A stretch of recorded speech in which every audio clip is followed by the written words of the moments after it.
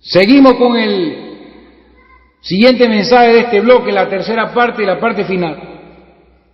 Porque yo quería darles un retrato más bonito también, algo más bonito acerca de la vida de José. Entonces José quería que su padre Jacob bendijera a sus hijos, ¿verdad? Y nos vamos a una escena que se encuentra en el capítulo 48 de Génesis. Entonces dice la Biblia, y digo Israel a José, no pensaba yo ver tu rostro, y he aquí que Dios me ha hecho ver también a tu descendencia. Entonces José lo sacó de entre las rodillas y se inclinó a tierra. Y los tomó José a ambos. Oiga esto, José estaba frente a su padre, ¿ok? Vamos a irnos allá. Estaba frente a su padre, Jacob, Israel. Y tomó José a sus hijos, a Efraín, a su derecha. O sea, Efraín estaba a la derecha de Israel. O sea, y los tomó ambos, Efraín a su derecha, a la izquierda de Israel. O sea, Efraín estaba a la derecha de José y fue puesto en la izquierda de Israel. Y Manasés, que estaba a su izquierda, fue puesto a la derecha de Israel. ¿Ok? Vean el cuadro. Estamos hablando de José frente a su padre. La izquierda de José es la derecha de Jacob y la derecha de José es la izquierda de Israel. Entonces, la mano derecha, que es la mano del poder, la mano que bendice, tenía que ser puesta sobre el primogénito. Eso es lo que José tenía en su corazón, ¿verdad? Bueno, el primogénito tiene que estar a la derecha de mi padre para que ponga su mano derecha sobre él.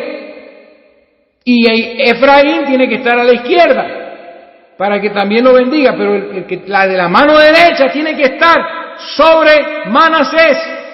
Entonces, mire lo que pasa, cómo el Espíritu Santo hace las cosas. Entonces el Espíritu vino, eso lo digo yo, porque lo estoy viendo. El Espíritu vino sobre Israel en ese momento. Entonces Israel extendió su mano derecha y la puso sobre la cabeza de Efraín, que era el menor. Entonces ponga cuidado. Póngase usted en las manos, en lugar de Jacob, de Israel. Y usted tiene a su mano derecha, mirándolos de frente,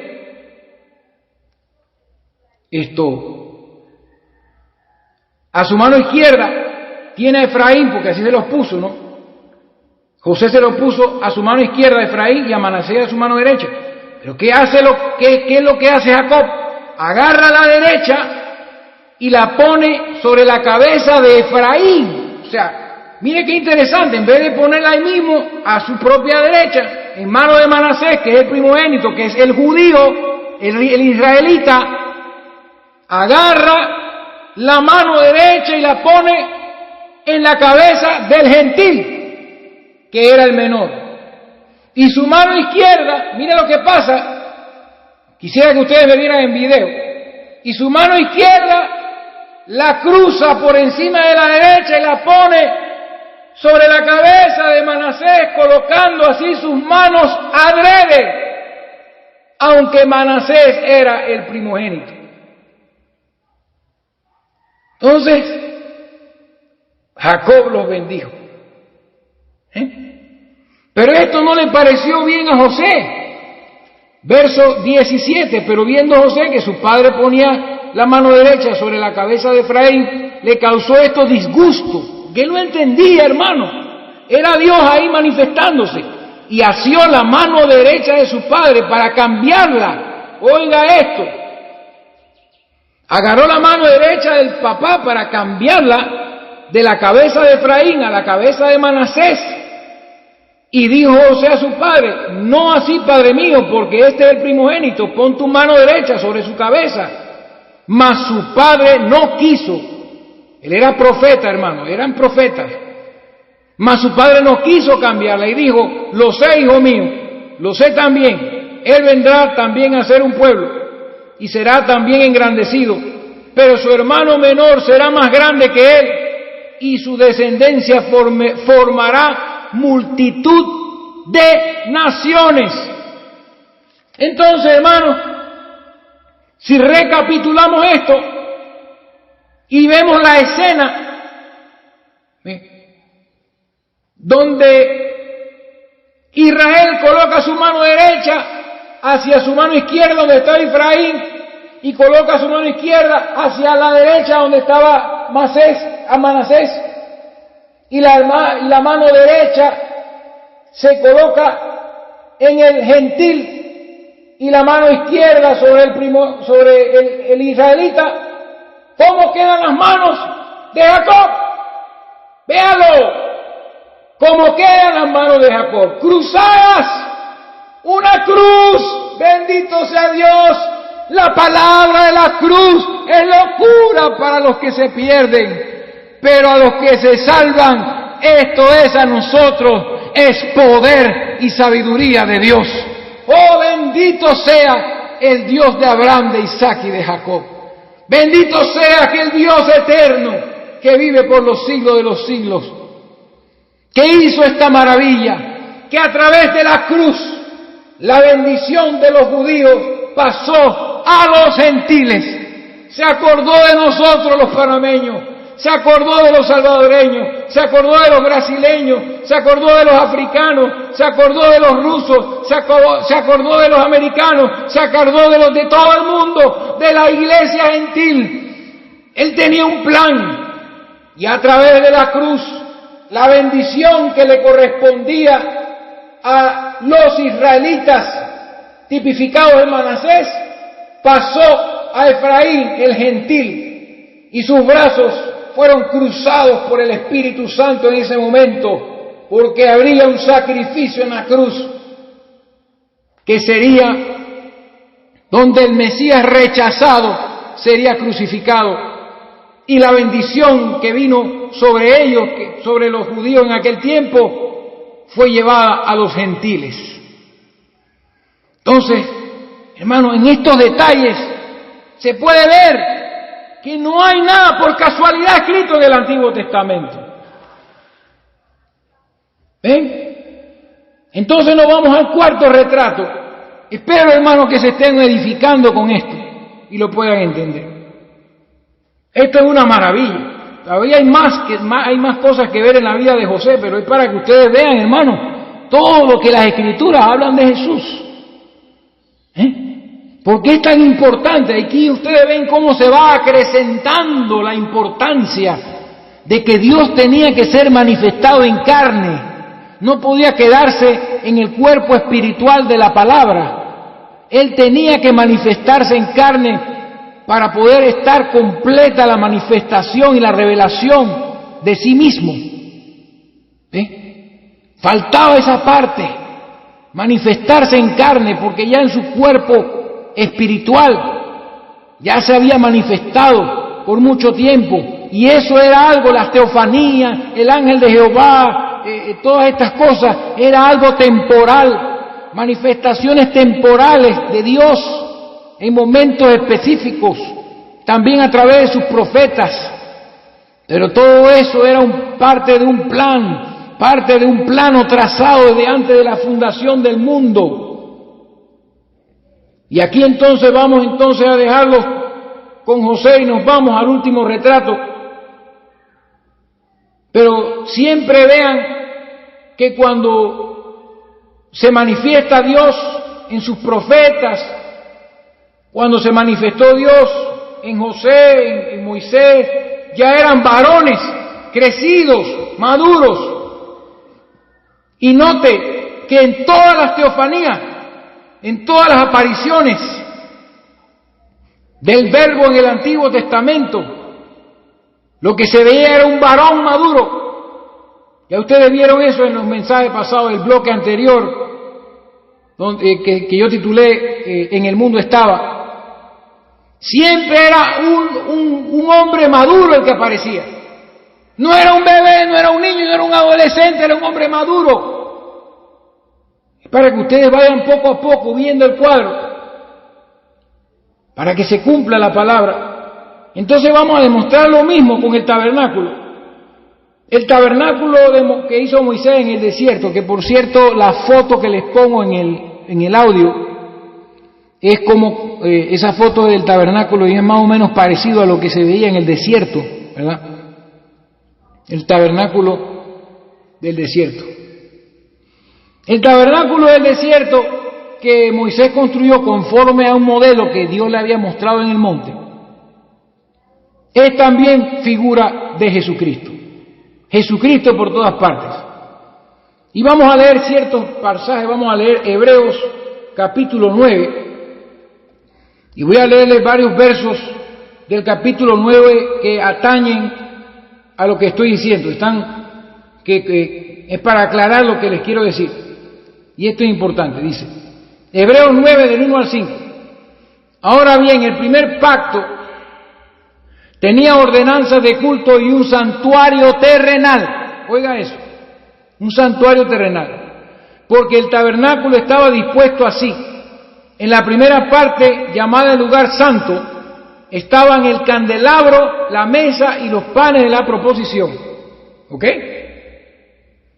Tras el segundo velo estaba la parte del tabernáculo llamada el lugar santísimo, el cual tenía un incensario de oro y el arca del pacto cubierta de oro por todas partes.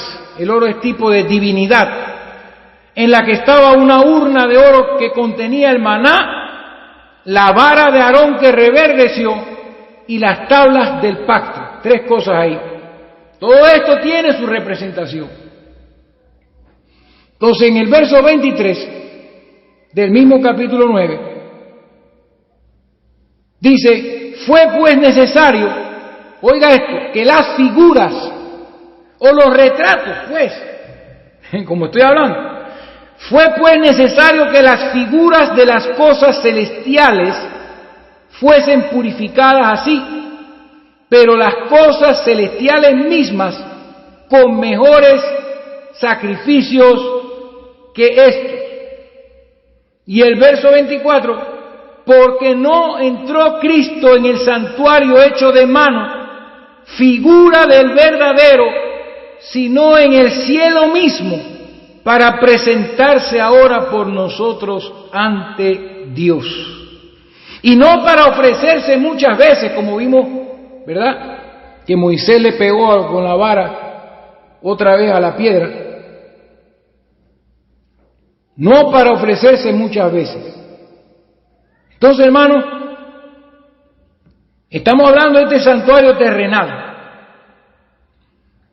Y vemos entonces un detalle que quiero compartir con ustedes, que es algo que yo siento en mi corazón. Capítulo 5, verso 11 de Hebreos, donde dice la Escritura, mientras Pablo explicaba todas estas cosas que yo estoy explicando, dice, acerca de esto tenemos mucho que decir y difícil de explicar por cuanto os habéis hecho tardos para oír.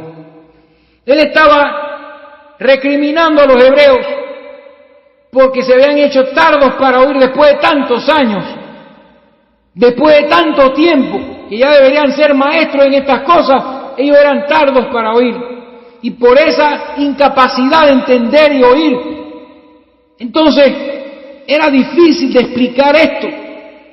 Él tenía mucho que decir, dice la Escritura aquí, así como yo tengo muchas cosas que decir, muchas, hermanos. Usted no se imagina cuántas cosas tengo que decirles y compartirles a ustedes que me conocen y a los que no me conocen.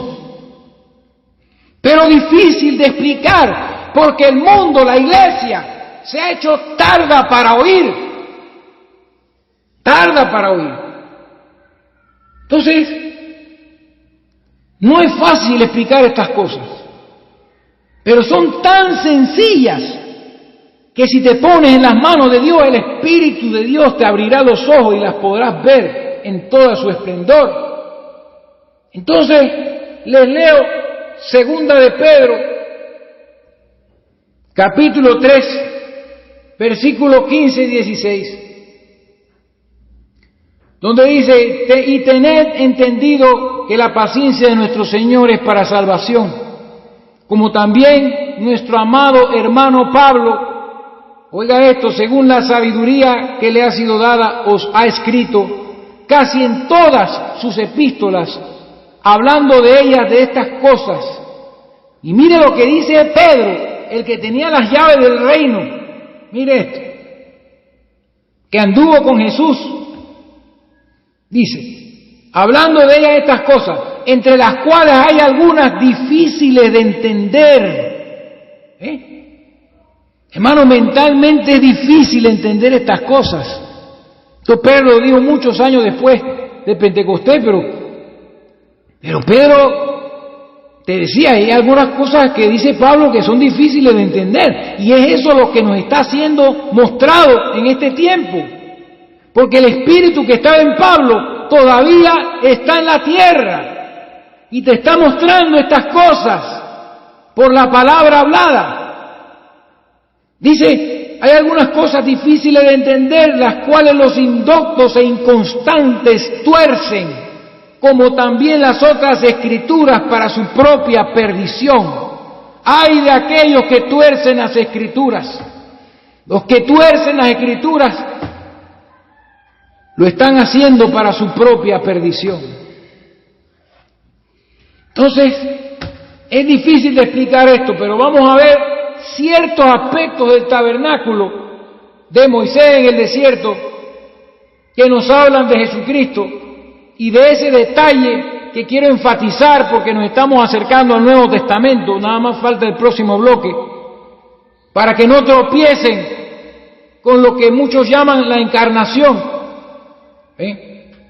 Cuando el Verbo se hizo carne, no podemos tropezar. Tenemos que saber qué fue lo que pasó en el Nuevo Testamento y cómo Dios llevó a cabo su plan y se manifestó en carne.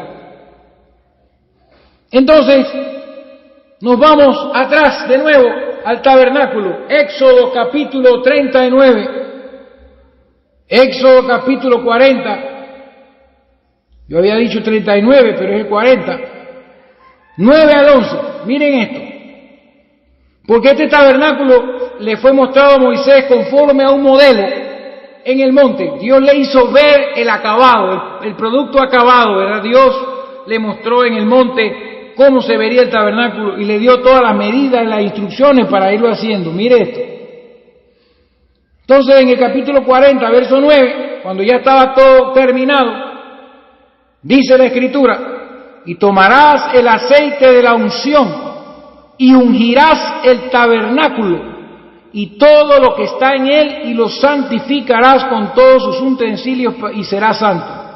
Y ungirás también el altar del holocausto y todos sus utensilios, y santificarás el altar, y será un altar santísimo. Asimismo ungirás también la fuente y su base, y la santificarás. Dios mandando a Moisés, y ahí está Moisés representando también algo muy importante. Entonces, a Moisés a ungir el tabernáculo y todo lo que estaba en él, y el altar que estaba afuera junto con la fuente donde había agua.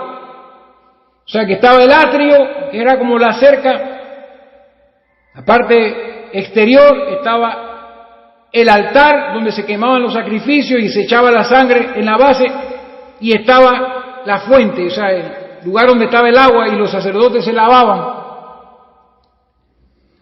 Y veamos entonces una escritura en Éxodo 25:40, donde Dios le dice estas palabras a Moisés.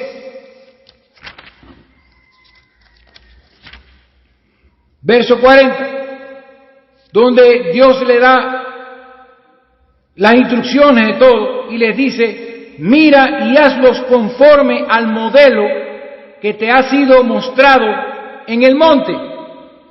¿Ven? Hazlo todo conforme al modelo que te ha sido mostrado en el monte. Cuando Moisés subió 40 días y 40 noches 2 veces al monte, muchas cosas sucedieron allí. Gracias a esos encuentros con Dios tenemos los primeros 5 libros de la Biblia. Entonces, vemos que en el capítulo 26, verso 30, también dice Dios diciéndole a Moisés, y alzarás el tabernáculo conforme al modelo que te fue mostrado en el monte. O sea, vas a levantar el tabernáculo conforme al modelo que fue mostrado en el monte. O sea que esto venía de Dios. Dios le había mostrado ya el modelo y le mandó muchas cosas por hacer. Ya hay unas hermanas que ya han leído el Éxodo y se van a dar cuenta que ya pasaron por esto. Por eso es bueno leer toda la Escritura. Y este tabernáculo fue construido por hombres.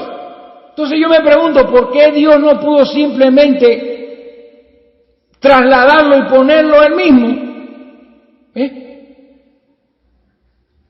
Entonces, ¿por qué no lo puso ya hecho? ¿Verdad? ¿Por qué no lo trajo del cielo y lo colocó, sino que mandó a que fuera construido poco a poco? Pero esto lo hizo para poder asemejarse a Cristo.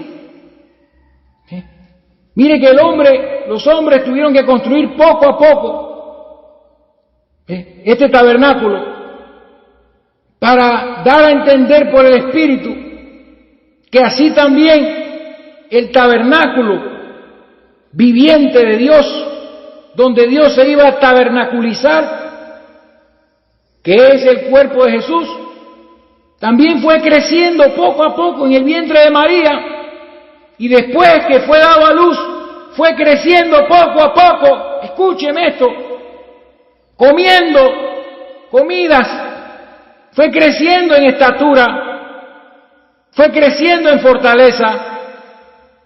Eso lo dice la Escritura.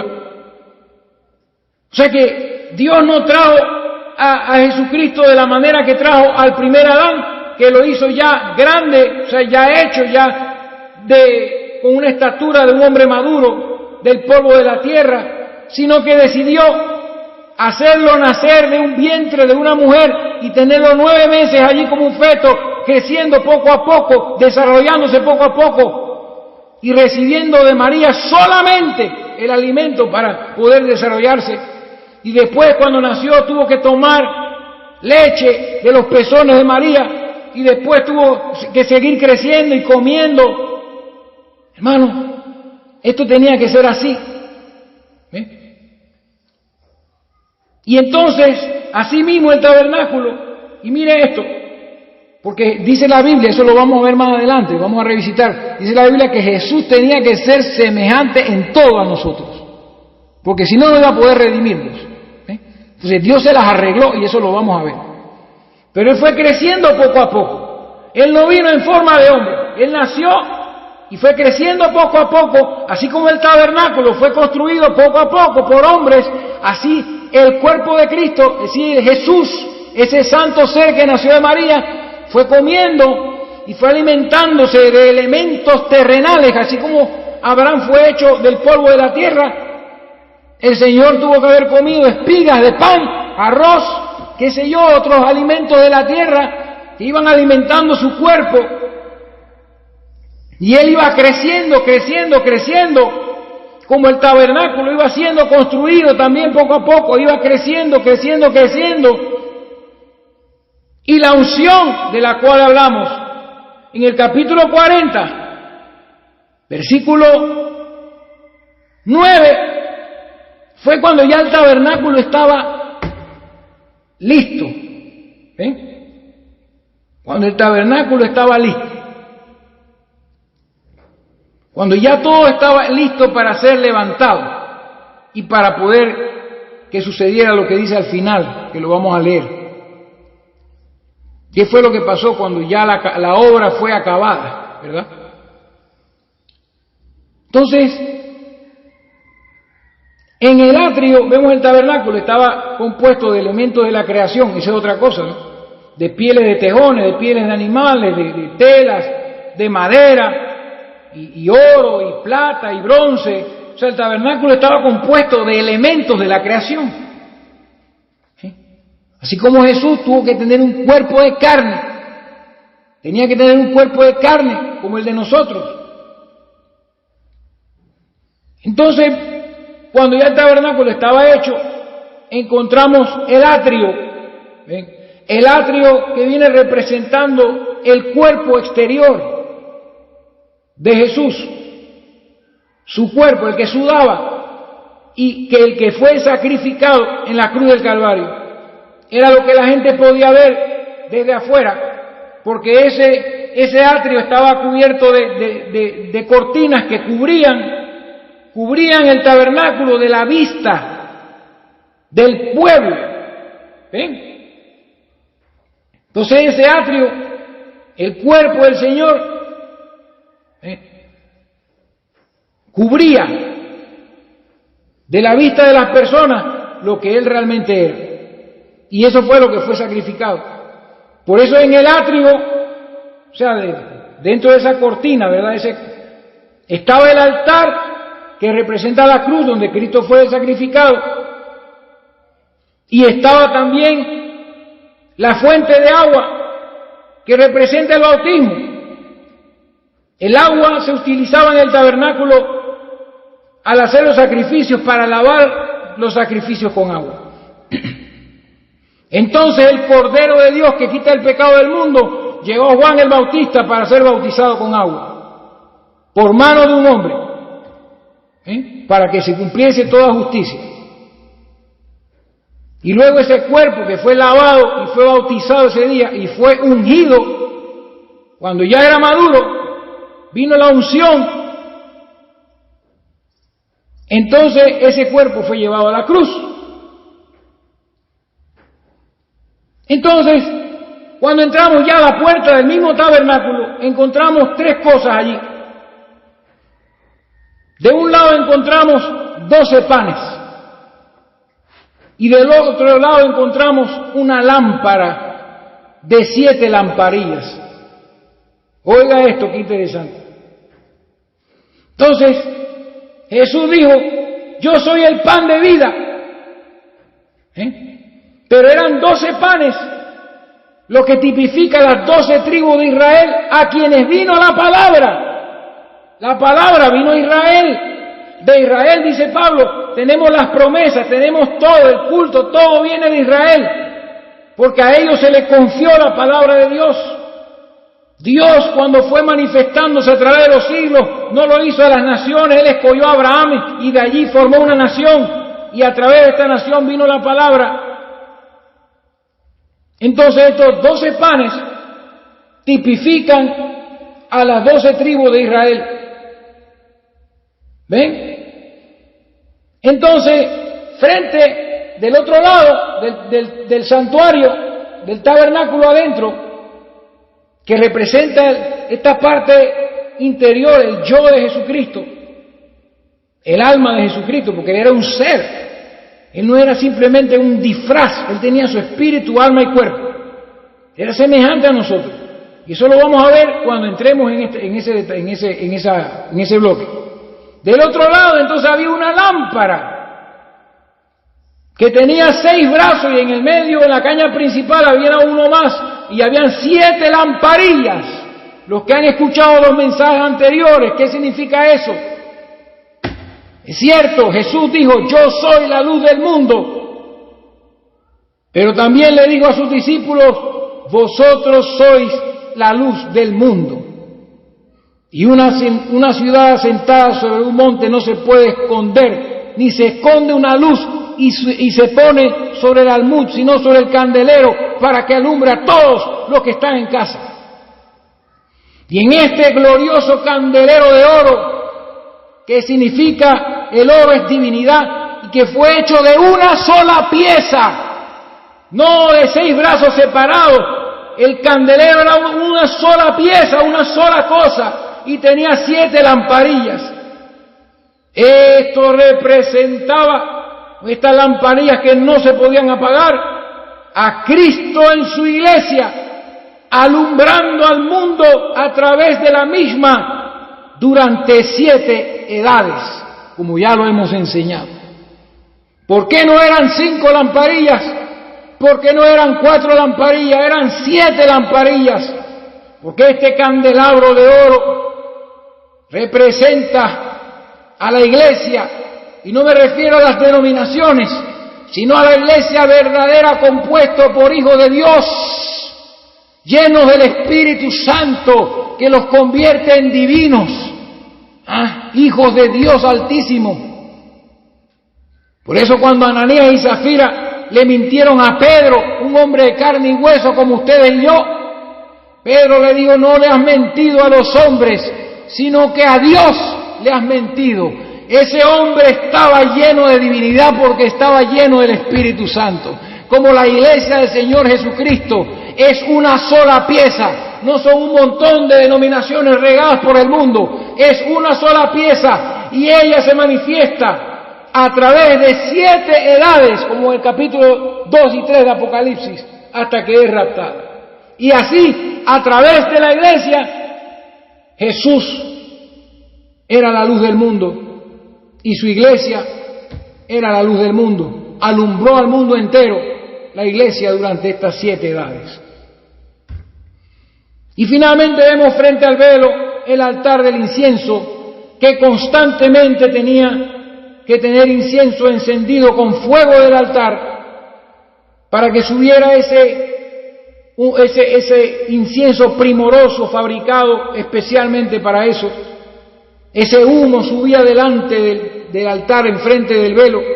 El velo representa también la carne, que cuando Cristo murió, el velo del templo se rajó de arriba hacia abajo, dando a entender el Espíritu Santo que el camino se había abierto ya, donde nadie podía entrar, solo el sumo sacerdote una sola vez al año.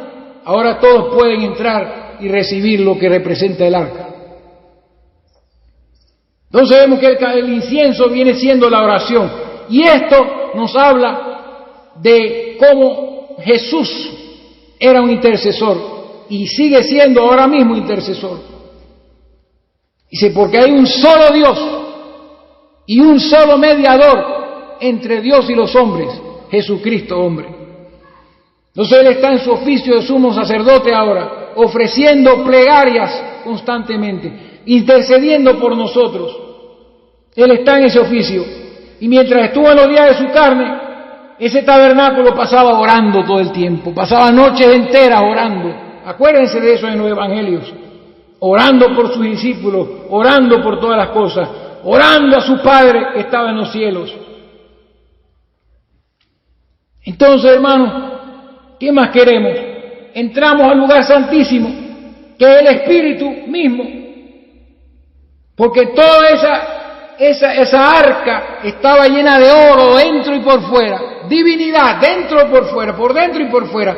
El Espíritu de Cristo no era otra cosa que el Espíritu de filiación, el atributo de hijo, el Espíritu de filiación que Dios había puesto en el Verbo y que se iba a manifestar cuando Jesucristo naciera, que fue cuando se reveló la relación padre-hijo, porque eso no existía antes de Belén.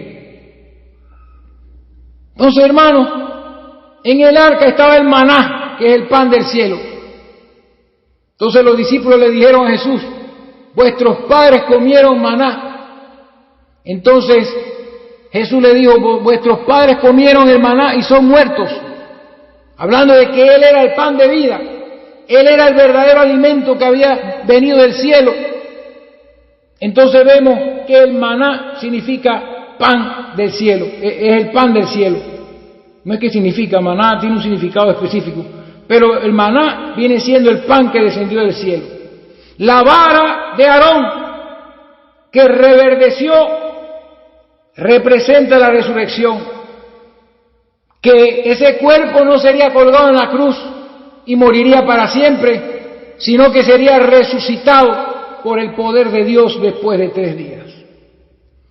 Y las tablas, precioso, las tablas de la ley, que representan esta Biblia que les estoy leyendo, la palabra escrita por el dedo de Dios en el monte de Sinaí, las tablas de la ley representan la palabra escrita, inspirada por el Espíritu.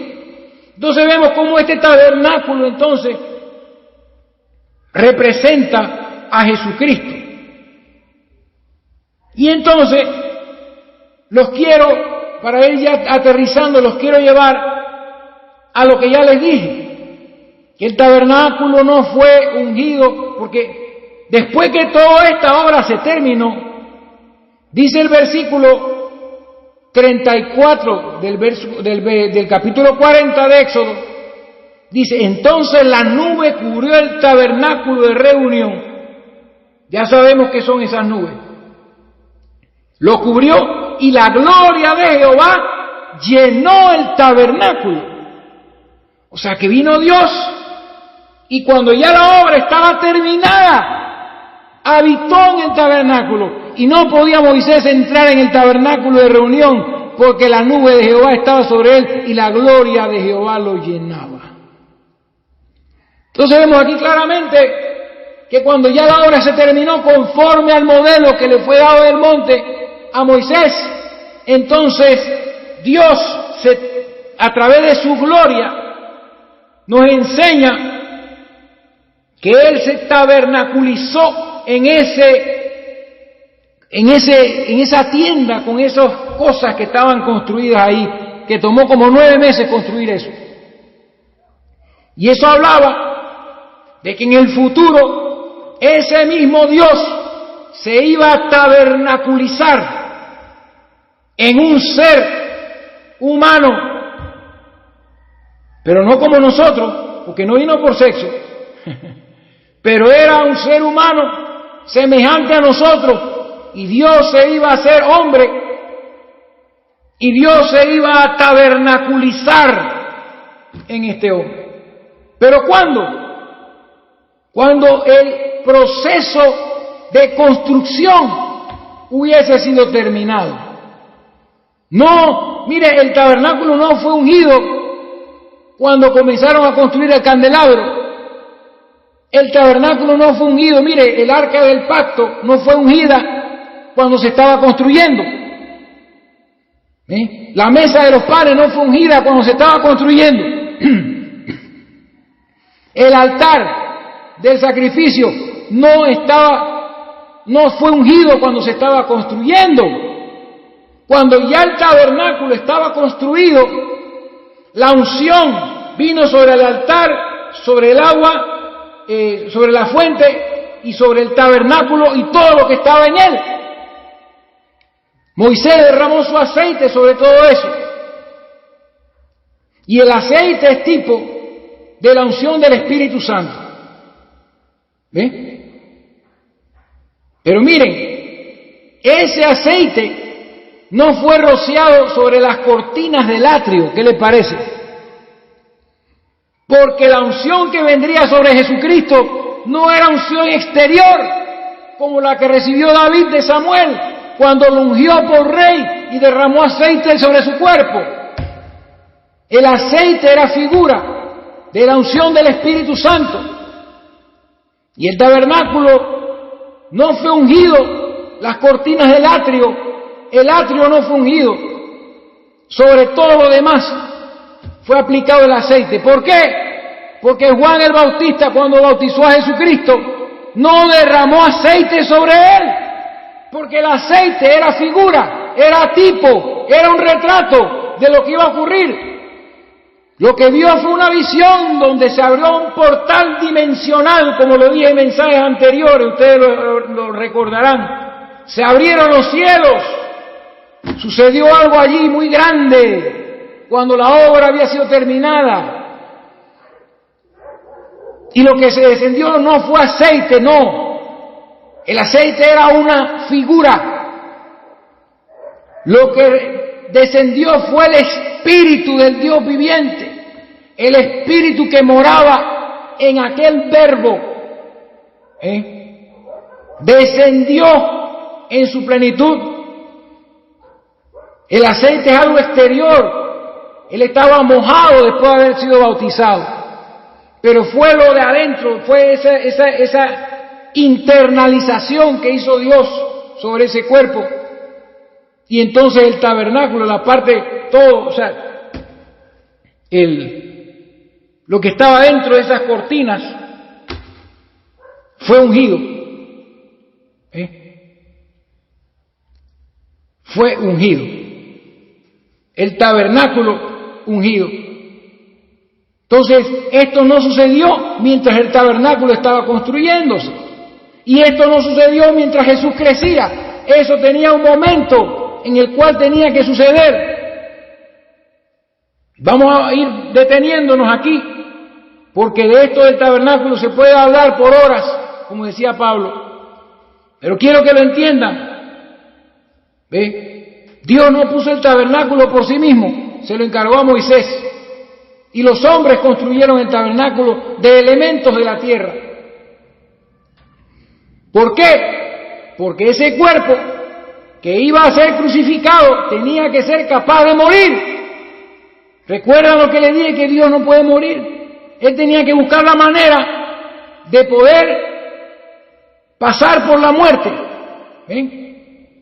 de poder experimentar la muerte. Y después que Jesucristo resucitó, que eso lo vamos a hablar más adelante, Él recibió un cuerpo ya diferente, lo cual es representado en el templo de Salomón. Cuando Salomón construyó el templo por mandato de David, que le hizo los planos, ese templo era una gloria. No era hecho de pieles de animales.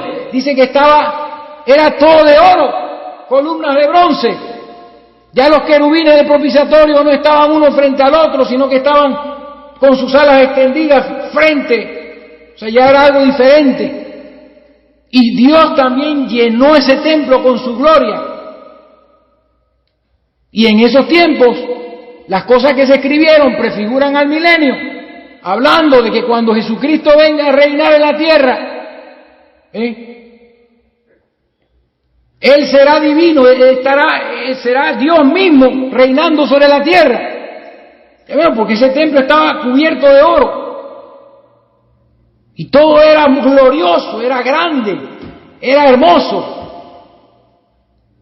Era Jesucristo, representando a Jesucristo reinando en el milenio. Pero el tabernáculo era ese Cristo que sudaba, que se cansaba, que comía y bebía y dependía de los alimentos para seguir creciendo. Dios no depende de nada, hermanos. Dios no depende de la leche de una madre. Pónganse a pensar en esto mientras llegamos allá, cuando yo les explique específicamente cómo Dios hizo las cosas. Son representaciones de Jesucristo. Una en humildad en el tabernáculo en el desierto y otra en el reinado de Salomón, que tipifica el milenio con toda su gloria. Templo glorioso. Es cierto que también estaba hecho de materiales, pero no habían pieles de animales allí.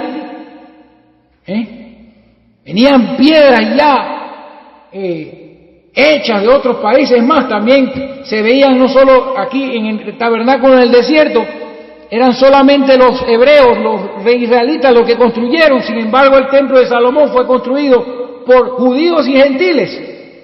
Venía gente de Tiro, gente que no eran judías, y enviaban materiales y madera y todas estas cosas para la construcción gloriosa del templo de Jehová. Si bien Jehová no habita en templos hechos de mano, como decíamos en el mensaje pasado, pero es tipificando la gloria de Jesucristo, algo diferente al tabernáculo, algo glorificado, un cuerpo glorificado que recibió en la resurrección, que será visto por 1000 años reinando sobre la tierra. Entonces, ¿qué más podemos decir, hermanos, después de lo que hemos visto ahora? Porque ya les digo, esto debería ser suficiente para darnos cuenta que todo el Antiguo Testamento nos apunta a Jesucristo. He tratado de ser breve porque puedo extenderme más sobre estos temas Pero en todo lo que hemos visto, no hemos visto, imagínense cuando Abraham puso la leña sobre Isaac.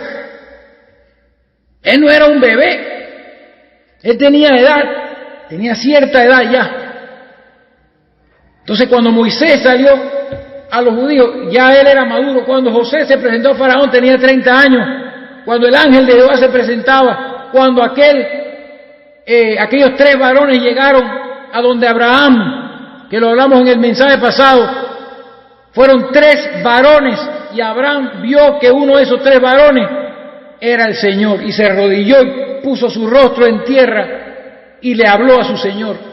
Era Dios manifestado. Y el rostro del ángel de Jehová y el rostro de esos varones y el rostro que vio Ezequiel, de aquel varón que montaba ese carro de fuego, y el rostro de aquel varón que luchó con Jacob en Peniel, era el mismo rostro que sería visto por Juan el Bautista en las aguas del bautismo. Y el verbo, la palabra en su cuerpo, en su cuerpo palabra, en su cuerpo espiritual, era exactamente la misma apariencia de Jesucristo en su edad madura. ¿Ven, hermanos? Entonces eso ya nos va abriendo poco a poco el entendimiento, ¿verdad?